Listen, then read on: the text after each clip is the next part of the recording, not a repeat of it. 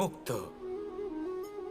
এই মুক্তই সবাইকে মোহিত করে দেয়, নিজের দিকে আকর্ষিত করে। অত্যন্ত সুন্দর, গোল, শুভ্র। মুক্ত দ্বারা নির্মিত আভূষণ, তা হয়তো সে মুকুটই হোক বা কোনো স্ত্রীর অলংকার, তাকে আরো সুন্দর করে তোলে, তাকে আরো সুন্দর দেখতে লাগে। এবার এই মুক্তকে এত সুন্দর দেখার জন্য কত কষ্ট সহ্য করতে হয় তা কি কখনো আপনি ভেবেছেন? এই মুক্ত ঝিনুক থেকে বের করা হয়। ঝিনুক, যা কিনা সমুদ্রের তলদেশে থাকে। ওকে কত কষ্ট সহ্য করতে হয়, জলের চাপ সহ্য করতে হয়, সমুদ্রের স্রোত সহ্য করতে হয়। এই ঝিনুককে এত কষ্ট সহ্য করতে হয়, এই মুক্তকে এত কষ্ট সহ্য করতে হয়, তারপরে এর রূপ এত সুন্দর হয়। যদি আপনিও আপনার পরিশ্রমের সৌন্দর্য, নিজের পরাক্রমের সৌন্দর্য এই সংসারে প্রকাশিত করতে চান, তাহলে আপনাকেও কষ্ট সহ্য করতেই হবে। তাই জীবনে যখনই সংকট আসবে, বিপদ আসবে, সমস্যা আসবে, তখন একে সুযোগ হিসেবে গ্রহণ করুন। কারণ এই বিপদের সাথেই লড়াই করে আপনি মুক্তর মতোই পরিশুদ্ধ হয়ে উঠবেন। তাহলে আসুন আর আমার সাথে ভালোবেসে বলুন, রাধা রাধা। জীবনে এমন কি আছে যা আপনাকে অজান্তে শিখরে পৌঁছে দিতে পারে বা আপনার পতনও ঘটাতে পারে? সঙ্গতি।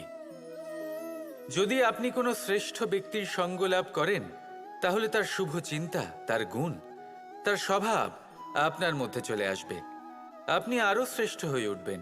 আবার সেখানেই যদি আপনি কোনো দুষ্ট ব্যক্তির সঙ্গতি লাভ করেন, কোনো খারাপ মানুষের সঙ্গতি লাভ করেন, তাহলে আপনার শুভ চিন্তা, আপনার গুণ, তা যে কখন আপনার থেকে কেড়ে নেওয়া হবে সেটা আপনি জানতেও পারবেন না। দেখুন, এই সঙ্গতি হলো অত্যন্ত গুরুত্বপূর্ণ। এই সঙ্গতি আপনার নিয়তি নির্ধারণ করে। আপনাকে উদাহরণ দিলে, বৃষ্টির ফোঁটাকে দেখুন। যদি কোনো ফোঁটা গাছের পাতায় এসে পড়ে, তাহলে তা জীবন দান করতে পারে। যদি এমন কোনো ফোঁটা সাপের মুখে এসে পড়ে, তাহলে তা বিষে পরিণত হয়।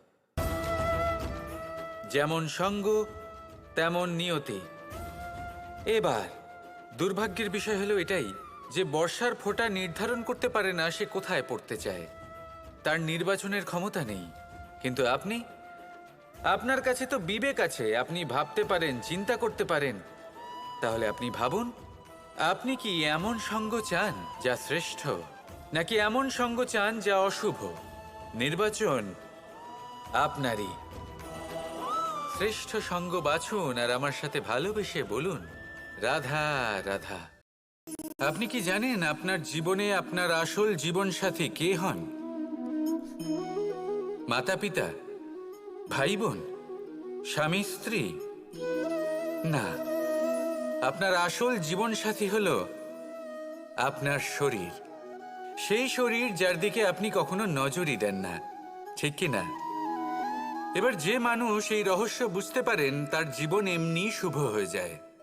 আপনি নিজেই দেখুন না, সে সংসারের মঙ্গলই করা হোক বা সত্যের রক্ষা করা হোক, তা সে শত্রুর সাথে যুদ্ধ করা হোক বা মিত্রকে রক্ষা করা হোক, এই শরীরই তো কাজে আসে।